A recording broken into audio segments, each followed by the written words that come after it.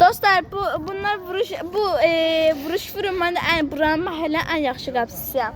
O deşiklər var, diyan əlimlə göstərim.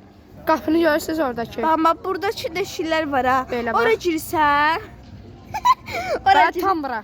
Qapıya gir. Qol vurmağa çalışacağam mən bu qapıçıya. Həm o qol ora vurmağa çalışır. Hə də deşiklər var. Həm də oradakı deşik var, mən əlimlə göstərirəm. Oradakı deşik. Ora vurmağa çalışacağıq. Mənim adım Aydın, bunun adı Amin. Amin. Amin. Bu saniyə videomuza başlayaq. Get.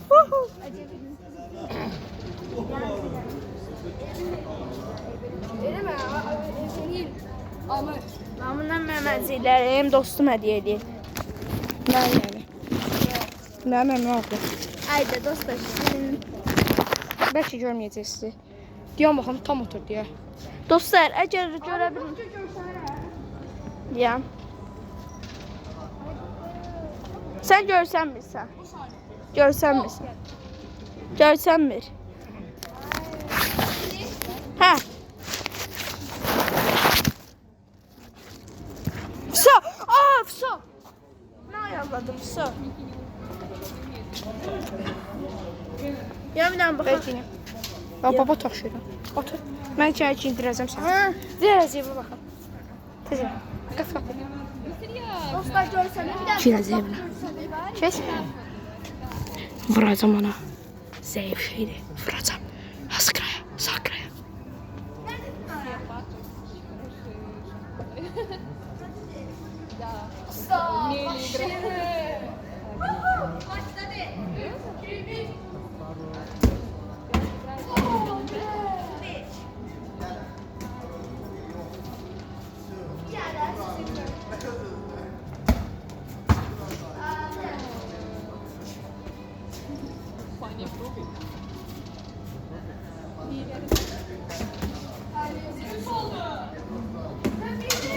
Dostlar, kim daha çox qurtarış elədi?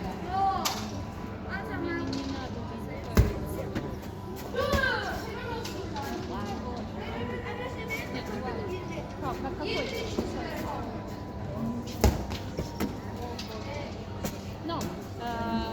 Kadıköy Boğazı.